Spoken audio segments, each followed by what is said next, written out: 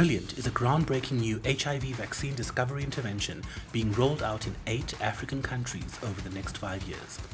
Due to its long-time leadership of clinical research, Zimbabwe is one of those countries and is set up to advance this critical work as we collectively seek to end HIV in our lifetimes. This award-winning panel of communicators, researchers and activists will explore what effective community leadership and engaged scientific allies looks like in the context of Zimbabwe.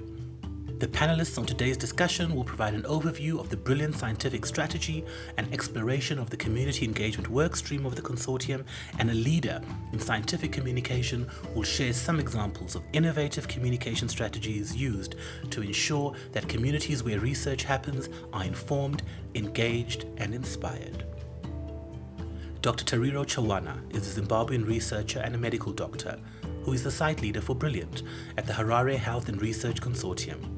Her main area of research has been on clinical pharmacology of antiretroviral drugs in adolescents with HIV, with a focus on interventions to improve virological treatment outcomes and adherence to antiretroviral therapy. She will unpack the scientific strategy of Brilliant. Miti is an HIV advocate with a long history in communications and media. She's a former AVAC Advocacy Fellow. She's also the current chairperson of the Health Communicators Forum of Zimbabwe. Anna will share case studies profiling 2 innovative communication strategies used in HIV vaccine research. In this session on defining community leadership in Brilliant, Martha Tholanah moderates a discussion with Dr. Tariro Chawana and Anna Miti, 2 critical allies in the work of the Brilliant Consortium. Today, we are going to be speaking about Brilliant, a groundbreaking new HIV vaccine discovery intervention that is being rolled out in 8 countries. And it started last year and it's a 5-year project. Due to its long-time leadership in clinical research, Zimbabwe is one of those countries and is set up to advance this critical work as we collectively seek to end HIV in our lifetime. My name is Martha Tholanah, and I am going to be your moderator today. Today, we have an award-winning panel of communicators, researchers, and activists who will explore what effective community leadership and engaged scientific allies looks like in the context of Zimbabwe. Panelists will provide an overview of the Brilliant scientific strategy, an exploration of the community engagement workstream of the consortium, and a leader in scientific communication will share some examples of innovation communication strategies used to ensure that communities where research happens are informed, engaged, and inspired. We have Dr. Tariro Chawana. She is a Zimbabwean researcher and medical doctor who is the site leader for Brilliant at the Harare Health and Research Consortium, that is HHRC. Her main area of research has been on clinical pharmacology. So we also have Anna Miti. She's an HIV advocate with a long history in communications and media. She is a former AVAC Advocacy Fellow and also holds 2 International AIDS Society Fellowships for the HIV vaccine and cure advocacy, focusing on community engagement and communications. She is the current chairperson of the Health Communicators Forum of Zimbabwe. She is also a co-moderator for the Choice Agenda. I'm Martha Tholanah. I'm from Girls and Making Waves Network, and also community engagement and advocacy co-lead on the Brilliant Consortium and responsible for HHRC community engagement activities. I will close this session with an overview of the community engagement workstream of Brilliant and how the trial is community-centric, and talk about the implementing partners and collaboration. So to set us off, we'll start with you, Anna. Welcome to the panel, this webinar, and thank you for making the time. So Anna, what does effective community leadership look like in the context of Zimbabwe, and how can scientific allies support these leaders? So I'm going to borrow a lot on something that I've been following, which is the People's Research Agenda, which is coordinated by AVAC, but there are a lot of allies, a lot of advocates that are involved in that People's Research Agenda. So one of the things that we talk about when it comes to research and communities is the fact of not leaving anyone behind. So what does it look like? What does effective communication look like? It means that anyone who is, anybody who wants information regarding research can be able to access it. So we're talking about things that some people forget, like, the deaf community. Do we have, research information that is available in sign language? Do we have research information that is available, for example, through a video that is subtitles so that people who are hearing impaired can actually access it? Can we talk about research information being available to the person who is maybe illiterate in the most remote of places?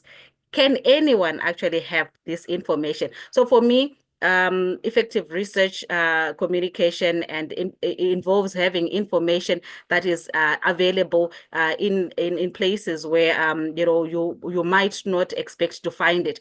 And in terms of supporting scientific allies and scientific allies supporting these leaders, it means there is engagement that is taken at all places, at all levels of research, coming right from planning research. I know this can take a lot of resources, but we don't want to skimp on it. It's not dispensable. It means that we need to have all these people, all these allies, being supported at all these different levels.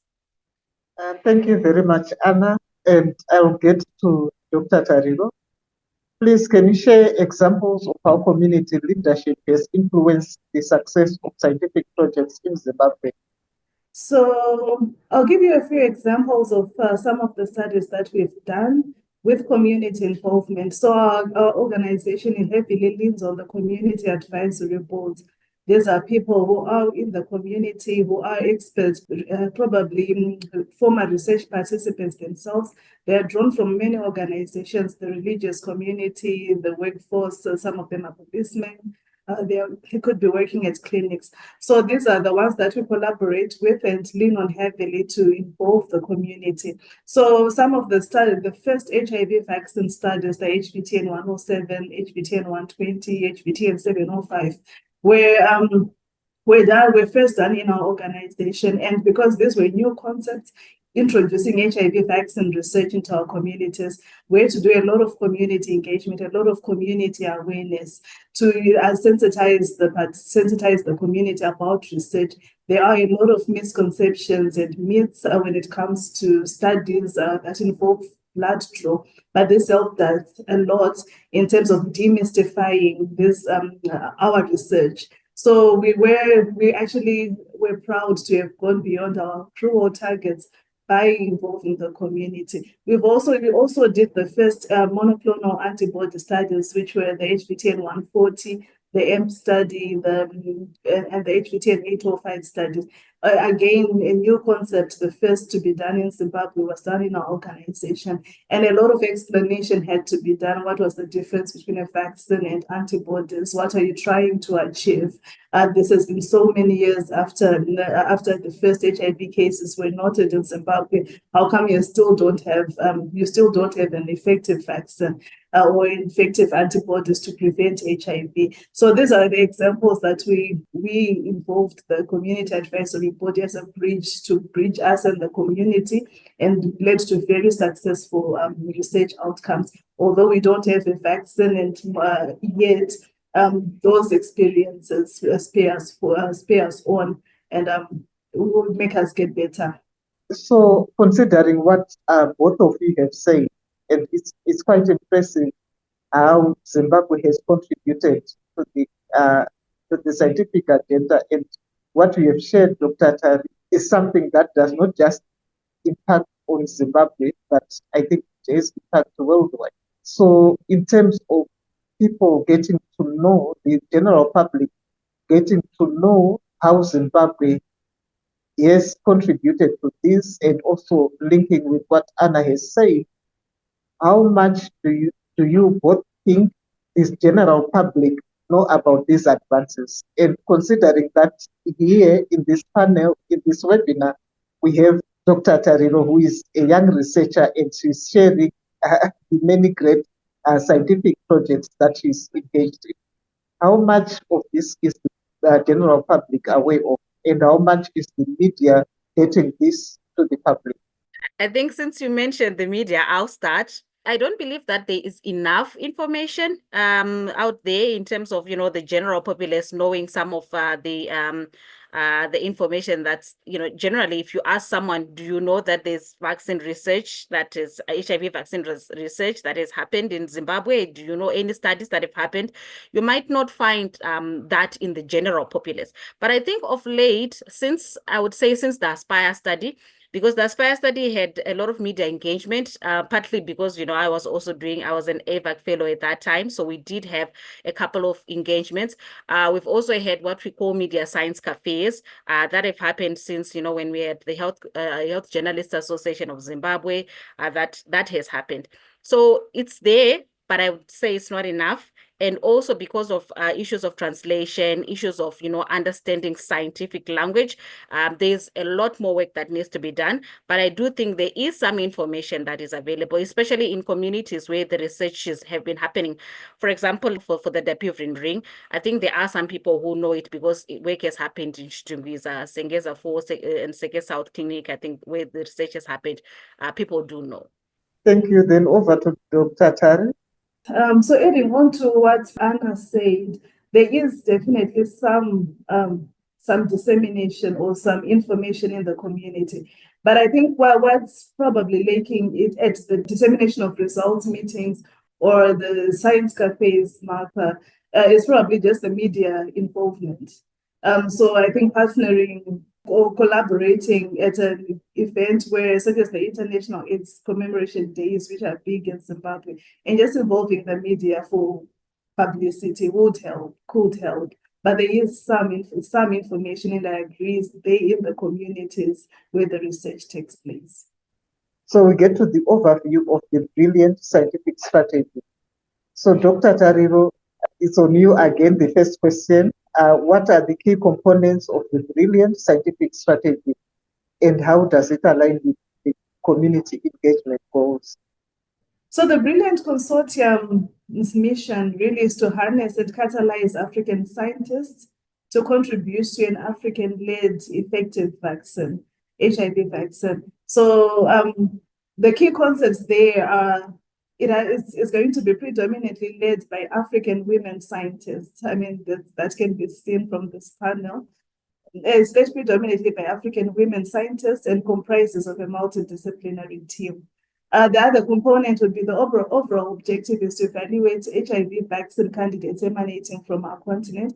And it's, I think the one other thing that's unique about it is the first in Africa clinical development with existing immunogens and HIV vaccine discovery medicine.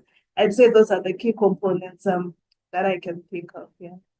Thank you, Dr. Tari. And also what I would want to add around the brilliant scientific strategy is how the strategy has evolved to address the unique challenges faced by communities in Zimbabwe.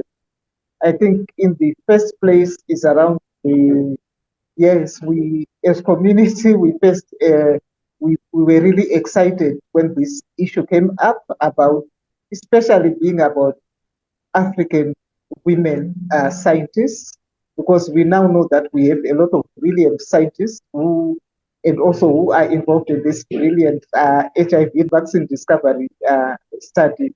So we went in to say, right from the start, community needs to be involved so that there is understanding right through all the processes. This is something that is very unique because it's still discovery of something that is, we know that it is very difficult, but the women scientists have taken it up to say they are up to the challenge. And we know that as in the communities, a lot of the women take up these challenges. So this brilliant was really something that was really inspiring for us, exciting for us, and pushed us to say we need to be involved right from the beginning, because we know that in the communities we have get an understanding of how these sciences go and how, as the communities where participants come from, we need to understand so that even when there's a product that comes up, we are able to, we know that there are processes, that rigorous processes that have been taken, and we will have a product that we all have confidence in. This is how it has evolved, and now at this point in time, we are looking at now, for example, getting a lot of the information out to all the stakeholders, to the public, whether it's scientists, so that they understand where the communities are, whether it's other community members, the general public, to understand, and also any other the health facilities where we know that when this product comes up, we know that it will be delivered through the health facilities.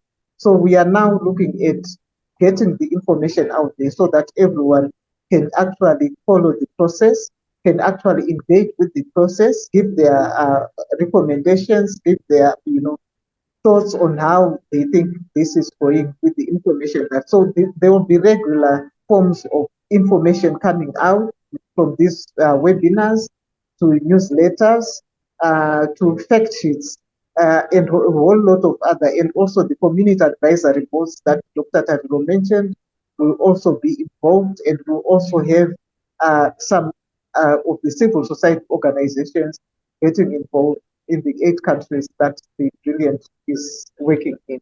Some of the effective approaches that have contributed to building trust between researchers and the public in Zimbabwe are that the use of the engagement with the community advisory boards that Dr. Tariro mentioned is one of the key ways of reaching the public, of building that trust between researchers and public, because the community advisory boards are in the communities and do give the researchers what the public's perceptions, what are the myths that are out there, what are the misconceptions that are out there.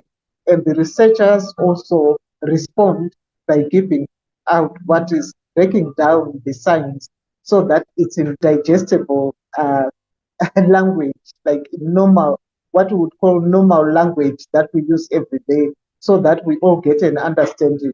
As Anna has mentioned earlier, we want this the information of this research science that gets to everyone, even that illiterate person, the blind person, the deaf person, everyone needs to be able to get. So I think in a way that we have been building trust, and we have come a long way, and as is seen by how we keep getting earlier, we now have this earlier engagement right at the beginning of a study, and the fact that it's still in the discovery process, it's also is something that we normally wouldn't be actively involved as communities.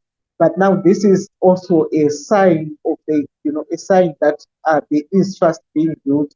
We still have a lot to go, and as we go through this brilliant study, we will also make sure that it will also be a way of continuing to build the trust.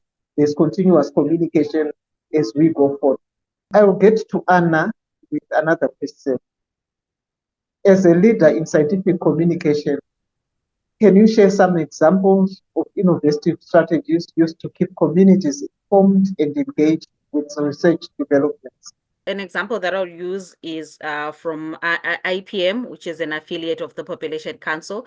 During the demonstration studies, I think, that were happening in different African countries for the PrEP ring. And what they did was to engage community leaders or organizations. And then they tasked them, these community leaders, to go out there in communities and getting to find out from people, what they thought about the ring, what they thought about, the different studies that were going on, the demonstration, open label demonstrations studies that were going on, and then gather these thoughts and gather these kind of answers that they got from people into developing product design and product implementation. And I think they are at the stage where they are now actually implementing some of those things things that, people were saying during that time. So that, I think that was quite innovative. And also another example would be for the oral prep, something that PZ did, PZ rather, Pangaea Zimbabwe. They had short little videos that you can share on TikTok, called, it was a campaign called Garawa Prepa, Hlalawa Prepa in isiNdebele. And they would say, these short little videos that can be shared amongst young people, how sometimes, when you see something visual, it's easier to understand rather than a whole leaflet, it's important to have a pamphlet, it's important to have a leaflet, but there are some of the communities that would rather just have something that is a short video that they can see. So I thought that was quite innovative, yeah. So it's strategies like that can be used. Another question for you, Anna. What role does storytelling play in scientific communication, and how can it be used to inspire communities to take action based on research findings? And I find that the TikTok videos you mentioned are part of the storytelling. Yeah. And I'm also thinking of those with no access to that technology, or someone who is much older who cannot stand the TikTok, because I've heard some say I think different ages, and we need to accommodate all age groups and what would make them, pay attention. So the first thing about storytelling that I would say is that before you tell the story, you need to have to know the audience that is going to be listening to the story and what do you hope to achieve at the end of the day. So these strategies would definitely have to be different. I've seen the dramas, that people do. Like, for example, during World AIDS Day, a short little drama about how someone's life was changed because they got access to a certain product, maybe to protect themselves from HIV, things like that, depending on the audience. The importance of storytelling for me is that we tend to think, even as people, that if something has not happened to you, it's abstract, right? If HIV has not happened to you, you think there are people who get HIV. Just like even in COVID times, people were saying COVID is not real because they'd never seen a person with COVID. And so storytelling brings those abstract concepts home. An example for me would be, I remember when people were talking about access to HIV prevention products for adolescents, because they are thinking, oh, my child who's coming home from school, they're in Form 1, Form 2, Form 3, being given, oral PrEP. But when you then mention the child who is living in Epworth in a child-headed household, she's 13 years old, she's got brothers, sisters to take care of, and she is the one who's taking care of them. She has no means of income generating. They have no land to do vegetables, as some people would say. She has no capital to even start a vegetable store. This same person cannot be a maid in someone's home because she's got brothers and sisters to take care of at home. So, men who take advantage of that will offer her some sort of money for transactional sex. And she's going to take it because that is what she can do at that moment. That $1 that she's getting from this man is the difference between her and her siblings going to bed hungry. So bringing it home to say, this girl does not have access to any parents who are going to give a consent to go to a clinic to get oral PrEP. But this oral PrEP is going to prevent her from getting HIV. She's going to get emergency contraceptives or contraceptives that she can take, regularly. That will prevent her from getting pregnant and therefore adding, the burden of taking care of another child, another person in that household. And that child, needs those things to be accessible to her. And you'd see sometimes when you mention those things in community meetings, people saying, yeah, you are right. Because people are not homogeneous. It's not everyone. It's easy to say, why should women, if your husband is cheating, just leave him. But you're not understanding that this child was a survivor of a teenage pregnancy. They have no schooling, they have nothing. So they are not going to be able to leave this person because home, if there's problems at home on its own. She can't go back to her parents with 2 children. They'll say that, and then she says, no, my husband is cheating. I think I'm at risk of HIV, so I'm leaving him. They're not leaving him. And if she takes oral PrEP, the husband is not going to be happy also. There's some harm that comes. So this person needs a product that is discreet, something that she can use overtly or covertly if she wants to, but if she's able, but she needs something. So when you explain things like that and you tell them the importance of researching to address those concerns, to address the challenges that that person faces, I think it's really, it brings it home, you know. It even for some people who may think, or they're saying oral PrEP is for those with substantial risk, and you say, oh, you're not at risk. Do you know where your husband is at this moment, or your sexual partner? And some men would be, my wife is very faithful. But if you know, tell them things where someone who was, you know, faithful, thought they were faithful, got a routine HIV test, found out that they were HIV positive, only to realize that maybe the husband was not taking ARVs elsewhere. Maybe they were not even adhering to them, therefore increasing the risk of passing the HIV to this, you know, person who's not, who's innocent, who's not knowing that someone that they're sleeping with is got HIV. So, you know, stories bring the, you know, they bring it home. But the storytelling, the formats differ. There are many ways. The TikTok that I mentioned is more for the, you know, maybe urban, maybe those that are young and interested in those sort of things. But we also have X, which may be, you know, for those people who are in programming, they want to get their information that way.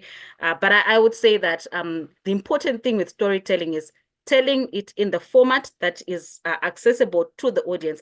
Radio, for example, very accessible to rural areas. Almost everyone knows, you know, they know a DJ or two from Radio Zimbabwe because it's in their language. It's something that they understand. They will tell you that I heard this on radio. It's things like that. Yeah.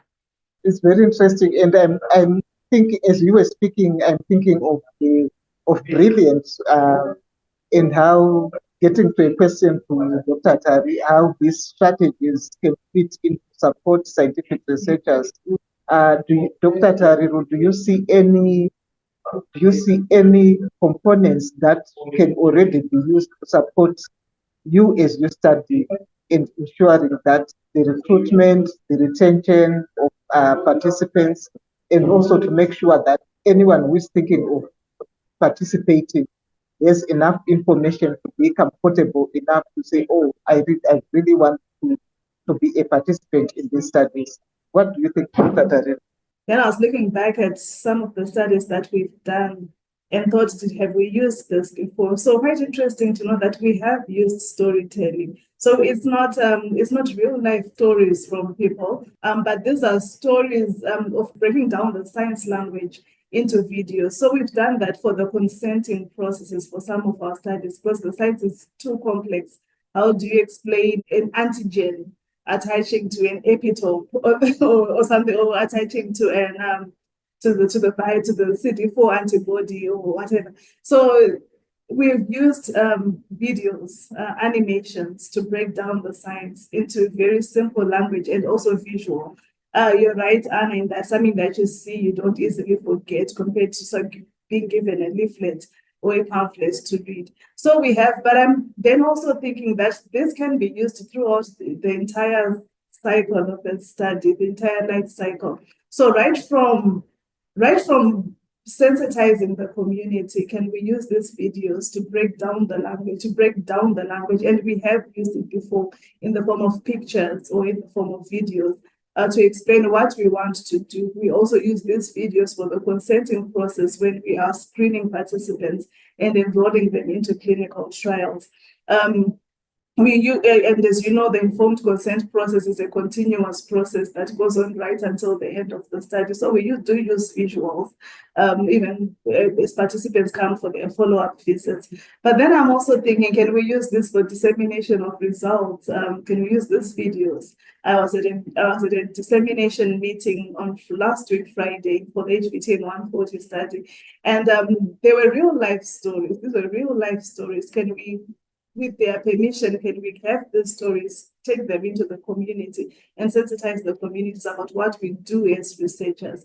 So yes, I do believe they have a role, in a very fitting role, that is in terms of sensitizing communities, in terms of disseminating results, and also in terms of for the events that we take place as continuous sensitization or engagement with our communities. For example, the International World AIDS Day. Can you also do videos? Can you also do storytelling at those meetings? And just to just to sensitize people and tell them what's new in the research field. So sometimes we are not doing the studies ourselves, but it's there, and in the future we might be doing it. So can we use videos for that? So then back to you, Anna. What are some of the specific challenges faced in Zimbabwe when it comes to engaging communities in scientific research, and how are these challenges being addressed? And after Anna, I want you, Dr. Tariro, to chip in on the same question as well. I would say definitely language, that's a huge barrier. So besides, translating into Shona or Isindebele, it's about making it relatable, like, how we have very deep Shona words that belong to the dictionary. And they do make, that's the right word, but is it relatable to a contemporary Shona speaker, like people who, so sometimes the language is a huge issue. So I think the ways that it can be addressed, or it has been addressed, I think they are, I've seen the consent forms in Shona, and I could relate to the language. And I see that one thing that they've done is not translate everything. I mean, an injection is an injection. We may not have a better word for it than the Shonarized version of Jackson. I mean, that's what it is. So those things do work. But I think another challenge is access to the communities. I know it's very resource intensive. So it's going to be impossible to meet each and every one of whatever the 17 million population in Zimbabwe, but there is going to be a need to at least have a good number of people being aware of it. I think this is especially important because if you then say tomorrow, no, Brilliant has discovered a vaccine candidate for HIV, people are going to ask things like, where does it come from? Did they just come up with it yesterday? And then you have to go back to say, no, it's been a process. We've had candidates before. We've started this in 2008 or whatever. Now going back to try and explain, it takes too much time. But rather involving people already, like people should already know that there are these studies that are happening in Zimbabwe, because at the end of the day, it does affect product uptake. I know people were saying, for example, I think we learned a lot during COVID. People were now saying a lot of things about the COVID vaccine because they were saying, no, how can they come up with a vaccine in 6 months? And then going back to say, no, they actually learned a lot from the HIV vaccine studies that were happening. And people were saying, there's a vaccine study? So I think that's a huge thing. So, and one of the ways to then offset the resources that I was talking about, I go back to radio. I've been involved in radio for a long time, and I've seen how radio goes to the areas that you think people don't know. I've seen radio shows where in some mining area somewhere, and they recognize the people that they've heard on radio. And that's because radio is that accessible. So things like that. I mean, it beats having to visit each and every community and talking about it. But radio reaches, a whole lot of audiences. So I think that's one of the ways and strategies that can be used to address those challenges of accessibility. And I know people say, oh, they are remote areas. And I like to quote Dr. Nyarade Gumbondrando on this. She always says, we are not hard to reach. You are the ones who are not reaching us. We are not remote. We are not far from you. You are the ones who are far from us. So you come to us. And I think that's quite important. Yeah. I will add on and say, in addition to the language, be it translation into the Shona that people understand, I also think the other challenge is the scientific language. How do you, indeed, there are some words that, how do you say a genetic test in Shona or in Isindebele? So it's really breaking down that side, that language, that scientific language into terms that any lay person can understand. From my experience, adding on to some of the challenges is that some communities are closed off. There are some communities, no matter how much you try to break into, for example, some religious sectors, they will tell you no. So sometimes you identify for a study, for an HIV cure study, the impact P1115, you say there's someone in the world, and then you say you could benefit from this study. And then she's like, I have to talk to my husband. And then when husband is talked to, he's like, no, not in our church. Or maybe the woman adamantly tells you that I just came to this hospital because I was in trouble with this labor, but normally we don't access healthcare. The other challenge I've seen is also of disempowerment. So you've got this woman who wants to start her oral prep, and she's really afraid of what her in-laws will say, because the bottle, remember, the bottle looks like antiretroviral medication. And a whole lot of us in the community now know what a box of antiretroviral tablets look like. And so how does she explain to her mother-in-law or even to her husband that, no, I'm not taking this for HIV treatment, I'm taking it because I want to prevent HIV. And then another question then comes in from the partner, you want to prevent HIV, how are you at risk? Are you sleeping with many people? And then, but how does she then say to her husband, no, you are the one who's sleeping with many people? So it's also the disempowerment of women in our communities, which makes it difficult for them to take decisions for themselves and for their unborn babies. I've seen one, I saw at one point a woman who had chosen to take antiretroviral pre-exposure prophylaxis for herself because she was pregnant. And her husband stormed into the clinic and said, I just dragged her out. And that's it, that's done. And you follow her up tomorrow, and she says, I know, for the sake of peace in my home, I can't. So these are some of the challenges that we see on a day-to-day basis. Some of it is disinformation. So you have engaged your communities, but there's that one ringleader, that important voice in society, which misinterprets what you're saying. And then the moment that person opens their mouth to say that this study, no, don't get involved in this study, because no matter how much you try to break into that community or into that group of people, you can't. So some of the methods that we then use to reach out to people is trying to find who is the key voice in this setting, and then trying to get those upraised first. Then you reach out to everyone. There are always those influential voices that sometimes we just tell you, no, it's not going to happen. Can I also add that in line with what Dr. Tari is saying? So when we think of religious objectors, we usually have those communities, but we're increasingly seeing these flamboyant religious leaders who are supposed to be modern, but they have very, very, dangerous, I would say, thoughts around vaccines, thoughts around modern medicine, and they're very influential because these are people on television. They've got websites, podcasts, you name it. They've got access to all sorts of social media, and they're very well funded. Hey, these are people, they are so well funded that they even have influence beyond borders. They're everywhere. And unfortunately, they once you start saying a certain vaccine is not good, that means all other vaccines. We've seen actually the pushback with the HPV vaccine, for example, where some of them would say, it's causing girls to be infertile and all sorts of things. And you find even medical personnel who go to these churches are actually reluctant to give such vaccines. And so now we can even then see how it will affect even the HIV vaccine or any other, products that may come in. So these are also people that when we are talking about engagement, I don't know how accessible they are. Mostly they're actually not interested, but they have a whole influence on people. And those are some of the challenges that we have to think about how to engage such people. It also brought me to a worrying thing about how do we ensure prevention of gender-based violence? Because to me, that incident that that was mentioned by Dr. Tariro about someone being, dragged out. To me, I'm almost certain that she got a beating when she got for going there.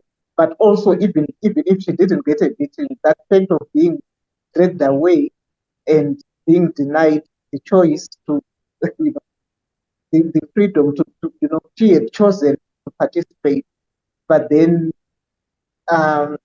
there's that violence. And I wonder, I don't think we have answers to this, but also to say, for us, things to think about for the audience, the general public, to start thinking about this, to say, how do we prevent this gender-based violence? Even those who are religious and taking up these social spaces with huge following of young people and really influencing young people's thought processes.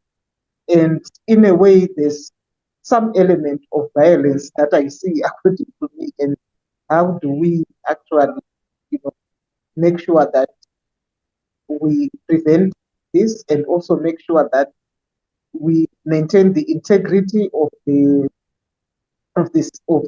science, while protecting the communities, even protecting those people who decide that they want to participate in these studies. Yeah, so it's I think it's food for thought. Just to say that what we learned from that incident, because we do sit down and then say this cannot happen again, how do we prevent social harm? It's called social harm in our language. So what we found works was that we sensitize the woman in the clinic when she comes for an antenatal visit, and then we tell her to go and discuss with her partner. So when she comes back tomorrow, you know that there is partner involvement, the partner is willing. And usually when a man is told by his partner that this is, if it's not us who are explaining it, it's the partner who wants to, sometimes we do get buy-in, so that could help. So partner involvement really, really works. Yeah. Thank you very much, Dr. Tariro, for bringing that up. I'm happy that actually there's something that is happening around that prevention of social harm. Also, again, my next question is for you, Dr. Tariro. How can researchers ensure that community voices are not only heard, but actively integrated into the scientific research process? And also to cover what meaningful engagement looks like. Well, what I can think of is something that we call co-designing in scientific language. So co-designing is involving the voice of the community in developing studies, or when you're trying to come up with a concept. Before you even draw it up, how do you take it to the community? Talk to them, hear what they want, hear what they feel about it. So including the community's voice in a topic. For example, in this case, in research, you've got a general idea before you even develop it into a full study. You want to go into the community. You want to listen to whoever is affected by that research study, be it the young population or is it the elderly population. You want to hear. So it's developing a concept, or developing a method, or developing a policy that is informed by the voice of the community, that increases its uptake. It's even after approval or after its success in a study setting, it increases its uptake because you've designed something that they want, that's something that they informed. So I think co-designing is we cannot do without it. So what does meaningful engagement look like in the context of Zimbabwe scientific initiative? So for me, meaningful engagement is, for me, the words that comes to mind is holistic. It's got to be a holistic approach. So it's got to be involving the community that you're going to be taking, that's going to be taking part in the research. It's going to be involving the Ministry of Health or in Childcare of Zimbabwe. You don't want to do anything without informing them and them supporting the idea. It's got to be engaging the ethics bodies, the Medical Research Council of Zimbabwe, Medicines Control Authority of Zimbabwe, the Research Council of Zimbabwe, everyone who is involved. You want to also involve the institutional ethical review bodies, for example, Harare City Council, the City Council. You want to get everyone's buy-in. It also involves stakeholder involvement. I work at Seke South Clinic in Unit L, Chitungwiza. How can we do a study without involving the Seke South Clinic, local clinic, as it were? So we've got to talk to the nurses, the matrons, the community workers at Seke South Clinic, and we tell them about the study. They do help us with recruiting and also disseminating our information. How do you do a study without involving partner organizations? So it's a holistic approach where we engage everyone, be it the community, partner organizations, funders, USAID, PEPFAR. Everyone is a holistic approach. That's for me is meaningful engagement. So I'll ask the same question to Anna. What meaningful engagement looks like in the context of Zimbabwe's scientific initiative. I'm so glad, Brilliant considers, co-designing, as Dr. Tariro said, because that's quite important. Engaging communities right from the beginning. One thing that I would say it's not though is what meaningful community engagement is not is when, sometimes it happens either because of resource constraints or time constraints. People go to a community and say, we've got this nice project. What do you think about it? And the community is in a space where they just say, yes, we like it. Because, you've already gathered people, the donors are there, whoever, funders, whatever, they are all there. So I think it has to start from the spaces, safe spaces where people can actually start engaging. When you are the one who's funding a community meeting and there are refreshments that are going to be coming after, people are hardly going to oppose you. But we have to find ways in which people can safely say what they think about something, about this research, even before it happens. It also means listening to them, because sometimes they will tell you things like, oh yeah, you want to bring this to us, but we don't even have drugs in our hospitals, and you have to be show empathy. Yes, we understand, but this is not what we are here about. But give them that space to even say those things that are not relevant to the research, that are not relevant to things that we are here to do. Give them an ear, because sometimes people just want someone to listen to them. So for me, that's meaningful. And also ensuring that those communities that I mentioned are represented at the very least. If you're going to have a community meeting where people who are hearing impaired will not be able to get access to what you're saying and give their opinions, there has to be a sign language interpreter. There has to be someone who is able to speak to communities that and ensure that they are not left behind in some way. So it takes up a lot of resources, but it is important for people to do so. There are those that we mentioned that stigmatized in communities, your young people who are survivors of teen pregnancy. In community meetings, you have to ensure that their voice is heard somehow. They may not be able to say it in a meeting where someone will say, oh no, you sit down, you pregnant girls, naughty girls who get pregnant in school, sit down, we don't want to hear what you have to say. So if you get to, in spaces where you find there are certain communities that are not able to speak freely, or even usually, in patriarchal societies where women are not allowed to speak that loudly, or, in a way that their voices may not be as heard, you need to come up with ways and means to ensure that even if it means we're having a small little different meeting that is only with women, that is important. We need that. We need to somehow make sure that there is no community that is left behind, even within that community that we are talking about. There are instances where the boys are maybe not going to be as vocal about issues that affect them, if it's mental health, for example, because they want to give some sort of bravado, or they may even fail to ask questions because they want that assumption of, oh, they know everything. So you will need to ensure that there is no one that is left behind, not as a cliche, but in making actual, strides, actual action points to ensure that those voices are recorded in that, whichever way that you call it, co-moderating, co-designing, co-everything, but ensure that those voices are heard. That's what it looks like to me. Thank you very much. I think it would be interesting when we put to get feedback from the audience around what they see as meaningful engagement, and so that we can actually see if we are in sync, and if there's anything that Brilliant may have missed in consideration, so that it remains responding. I think for me, meaningful engagement is being continuously responsive to changing context, and how as people get more informed, I think their engagement also can increase, and things can change in how they see things according to their context. Yeah, so thank you very much. The next I will go to the impact of community-driven science. And this question is for both of you. How can community-driven science contribute to sustainable development in Zimbabwe? I'll start with you, Anna.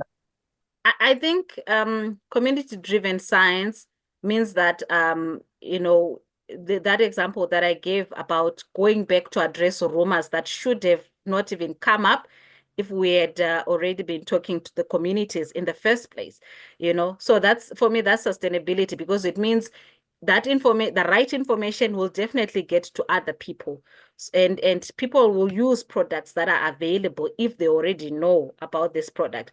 So I think community driven will help in helping uptake of products, and also ensuring that even as other people, as people grow, as communities grow, that information cascades to even to people who might not have been there, maybe at the inception meeting where this was happening, but because they came to the community a bit later, they are already catching up on the right information that is already cascading to those people. And I think that brings in that aspect of sustainability.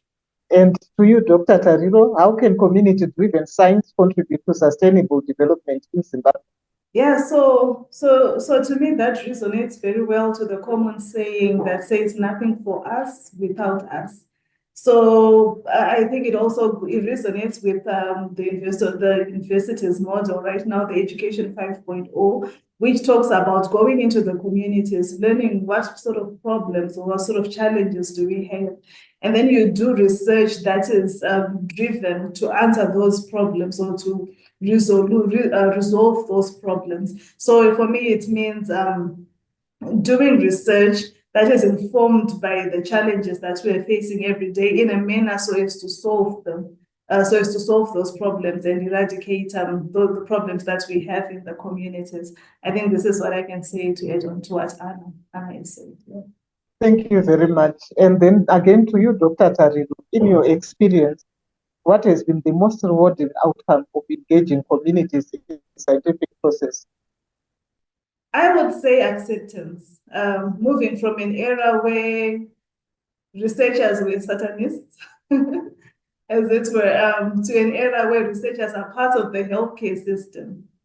So when you hear testimonials from former research participants saying that I joined this study because I really wanted to see what they wanted to do with our blood, and then you get that same former participant then saying, I then understood that there are a lot of tests that need to be done in the amount of blood that is then collected. So for me, it's been the acceptance, and it's also been solutions. For example, how nevirapine prophylaxis came about for infants to prevent mother-to-child transmission of HIV. So it's those results that drive us, that push us. When we inform policy that changes lives, when we do studies that change lives, or that stop morbidity, that stop deaths and that stop death and sickness in people. So it's that which drive us every day. When your research changes people and it affects people. So I want to ask the same question to you, Anna. In your experience, what has been the most rewarding outcome of engaging communities in the scientific process? So one of the things that I've been involved in quite a lot has been community engagement with the PrEP ring, or the Tariro ring. For me, it was I know that usually when we're talking about the ring, it's mostly to women. But I realized that a lot of young girls, young women, and even women in general, they tend to want the buy-in of their partners whenever they're doing something. I mean, as a feminist, I don't like it, but I mean, it is our reality. So I did an engagement with boys, adolescent boys and young men. And, they, showing them the ring, they were, feeling the Tariro ring and looking at it. And for me, it was then when I actually saw a couple of social media posts from one of the participants.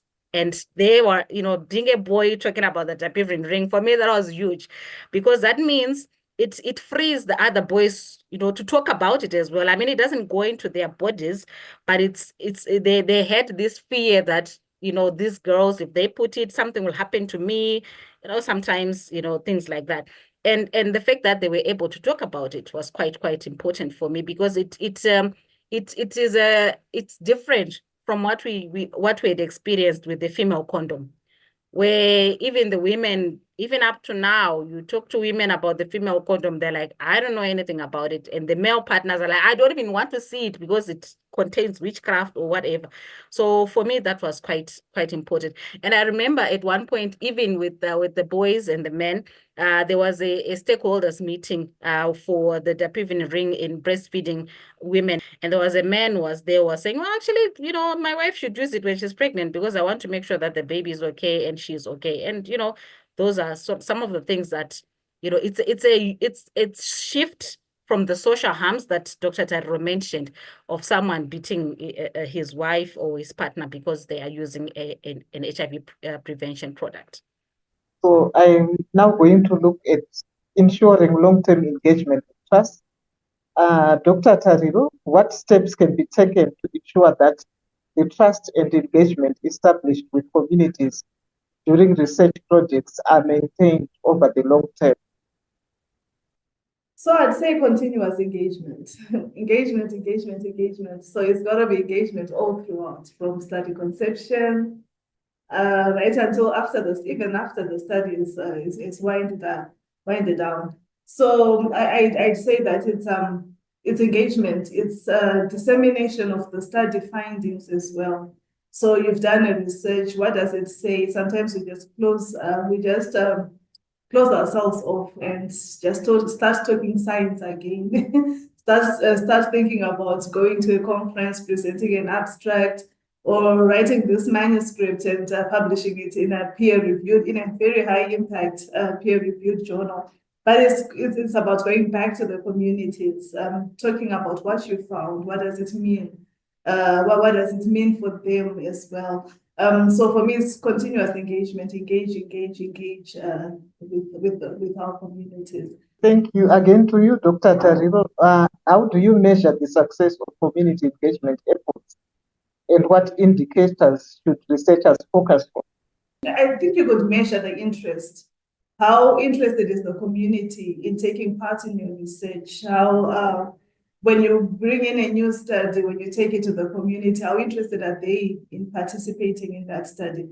How do you measure the outcomes? So I'd say you'd measure the outcomes by the number that you get to screen and enroll. Remember, every study is voluntary participation. So no one is coerced, no one is forced into taking part in a study. So how about, so when you go in there and you say, we've got this study, how many want to, so we could measure it by the numbers who volunteer to take part in that study, the number that you get to screen and that you get to enroll. And then over time, you could also measure it by the numbers that you retain in the study. Remember, at any point in the study, a participant can say, I don't want to take part in this anymore. So your efforts could then be measured by the number of participants that you get to retain or that you get to keep in the study until the study winds down. You could also measure it even after the study has exited all its participants by the number of participants who, when you say, can you come back for results dissemination, by the number of people who come for those sessions. So I think it's all to do with your participants. Indirectly, you could measure the community engagement. Remember, some of our ethics bodies are also constituted by community people. People who are coming from the community advisory board. So it's also to do with how is your study going to be approved or not. So the community people sit in those boards, reviewing a study and then approving it or not approving it. So you could measure it by the number of studies that do get approved as well. And Anna, would you want to tackle that question, how would we measure the success of community engagement efforts, and what indicators should researchers focus on? I always give an example of, how HIV has evolved from the time where it was really hush. Some of us have actually covered it at a time when seeing someone who's HIV positive and saying I'm HIV positive on a public platform was taboo.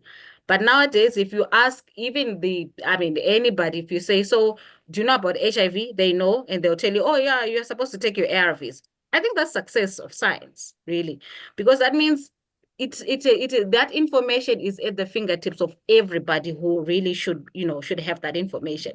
I say it also even in communities where there are influential people that we don't think are influential, but they are. If you go to a hair salon as a woman and you hear the women there talking about a certain product, it is successful because they've heard about it and they are saying it to other people. So I would say measuring it would be how many. We don't expect science is more complicated than that. We don't expect everyone to start explaining BNABs if you just get a random person in Seke South telling you about BNABs. But you should get to enough people who can, someone, somewhere, some sort of champion, some sort of people who hold some sort of influence will be able to talk about science and in a positive way, or in a way that is does not have any misinformation. Then you know that this is probably successful. And even articulating it, there are people who are, like, for example, journalists. They should be able to articulate some of these issues, and you know that you have at least reached that point of enough of some sort of success in your engagement that some people know about it and they can speak about it. Yeah, Anna, I'll put you on the spot for the next two questions, which are on the role of education and capacity building. How important is capacity building within communities, and what strategies have proven effective in enhancing local understanding of scientific processes? Capacity building is very important because it gives the person the capacity to go and demand it in the first place. In order for you to see yourself as someone who is at risk of HIV and who can do something about it, you need to have known about that fact that you could be at risk and that there's a product that you can use that can help. So in terms of education and what sort of strategies, I'll still go back to those influencers that we have in communities. Your PrEP champions, for example, those have been very effective in getting demand creation for PrEP, as an example. And the people that we think, these ones, they know, we should not tell them. Those in urban areas, there are some of the most ignorant people that I've seen, because we tend to think, people in rural areas don't have information, so we go there. But there are people in urban areas that you tell them these things and they're shaking their head, they've never heard about it, and that's a tragedy. We really need to make sure that those people know. I like the use of mass media as an education tool, because people have access to it. It's not everyone who's got access to data and can download a TikTok video, but people generally, they will have access to radio, they will have access to some of those that information. And also, very important to stress that healthcare workers themselves, they need to be aware. And we have strategies where, for instance, going to the places where the people are. Women will at some point visit a family health clinic, either for contraception, contraceptives, or for going to the baby clinic. At the very least, the first 5 years of the child's life, you regularly get to go to the clinic. Those areas get to have information sessions. We used to have them a lot. I know nowadays we have challenges of human resources. The nurses are overworked. There are few nurses. They don't really have that time. But it was very effective, especially in contraceptives, because they would hold these information sessions and they tell you about it. So go to where the people are and give them that information. And let's not forget the education sector as well.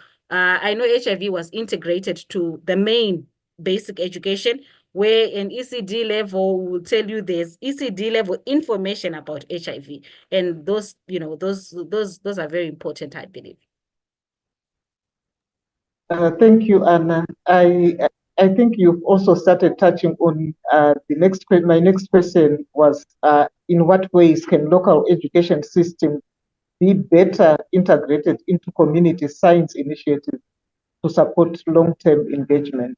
So I think that's part of it. The other part would be the translation that I mentioned earlier. I mean, those are always important.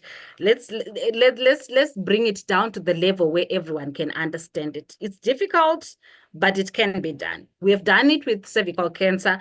I know in the olden days, people would put things in their, in their private parts, and now if you go, where women go to their church service, where there's women only, kuchina as we call it, if you start talking about herbs, they're going to look at you and say, you get cancer. They have been made away in such a way that they will tell you those things. So no, don't do this. If it's integrated in such a way that it's every way, it helps. I think also linking what research is introduced is how it's linked to what we get in the public health system. I think that way it will be important to make sure that even people, as you say, from the very earliest time that they are getting into education, like at 4 or 5, they start getting this information around research is actually contributing to the public health initiatives. The services that will get into the public health are always based on what researchers um, have found out and proven that this is what works and this is what will provide our positive health outcomes and wellness. I wanted to give an example of what's happening right now with in some countries in the West, where there's this obsession with raw milk. They're so obsessed with it. They say pasteurized milk is terrible. And I was talking to a primary school kid about pasteurization, and they were telling me about Louis Pasteur and how he discovered this milk. And I was just thinking, this is basic.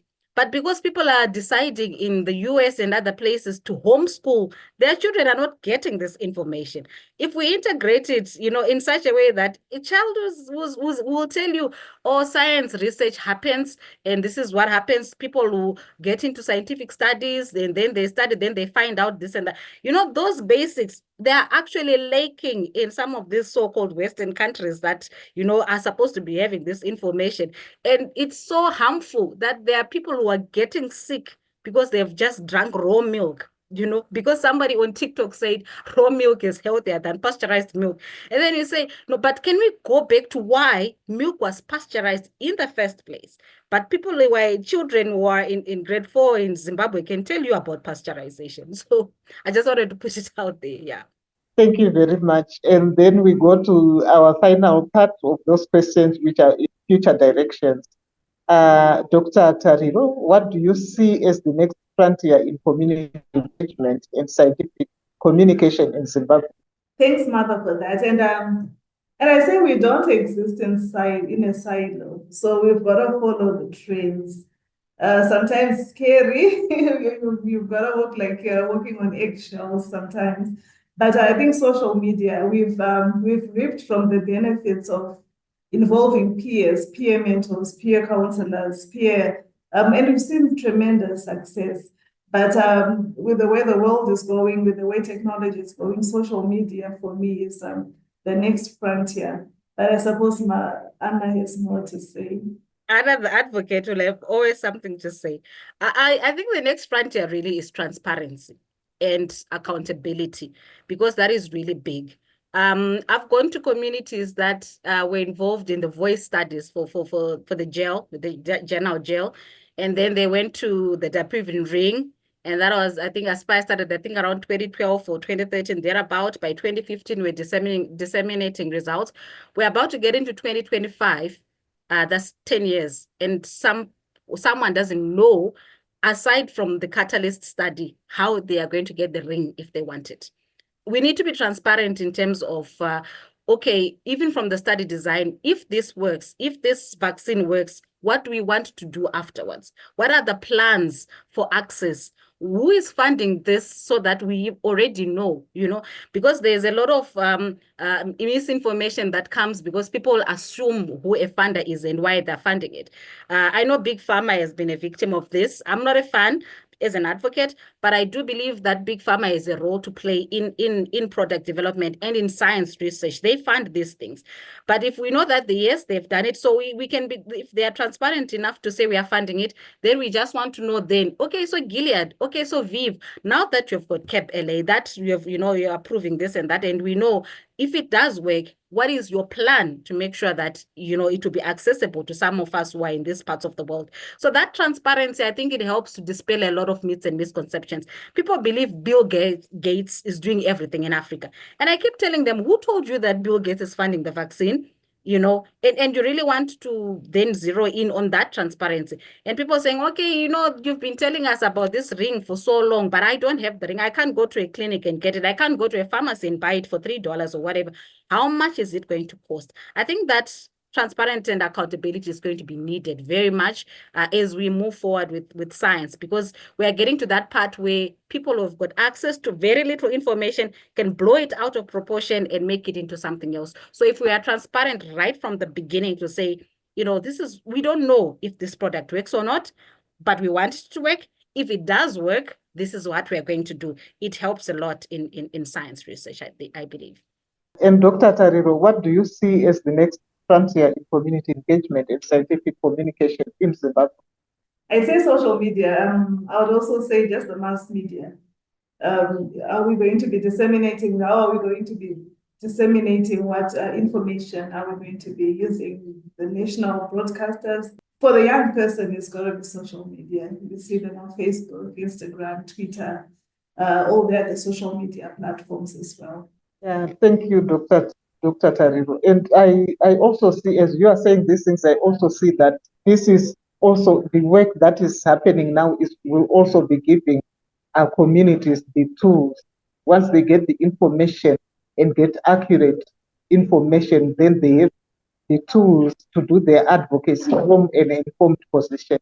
If they are going to approach government, for example, I know just last week we had the budget presentation, and I know that communities were engaged in advocating for budget allocation. So some of these will actually make sure that communities have facts that will support whichever department that they want to engage with the government. So my next question to Anna is, how can international collaborations enhance the effectiveness of community-based scientific efforts in Zimbabwe? Again, we have to know and acknowledge that community engagement takes resources. So we know that there are community leaders, there are community organizations, grassroots organizations that are there. Let's support the work that they're doing, because they already have structures in place. Rather than, international stakeholders coming through and starting their own structures. Let's work with the ones that are already there, because they work for a reason. I'll give you an example of what in some communities, what they call community health committee, which includes people like the teachers, headmaster, maybe the headman or some sort of traditional chief.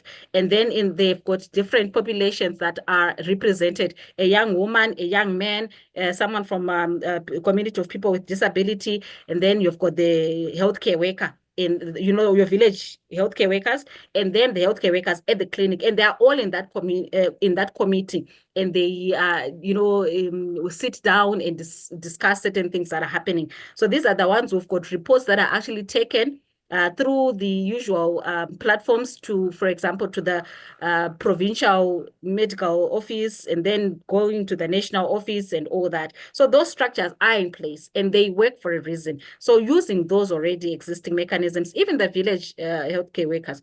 But what I want to emphasize is this: let it not be for free. Free labor is not good, We have resources.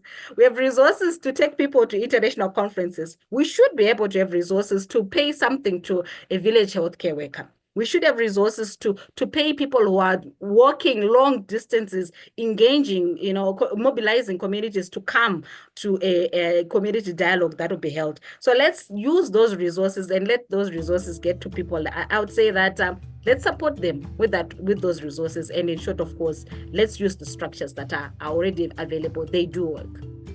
I think what you said nicely concludes our webinar. And I want to thank you, Anna, Miti, and Dr. Tariro Chawana for taking the time to be on the panel to make sure that our communities in Zimbabwe are informed, and they can actually, we hope that this webinar actually is a foundation for engaging with the brilliant HIV vaccine discovery trial. And we welcome any feedback, any questions will be answered. Thank you very much. You've been listening to award-winning activist Martha Tholanah in conversation with Miti and Dr. Tariro Chawana. Stay tuned for more in this exciting podcast series of the brilliant Consortium.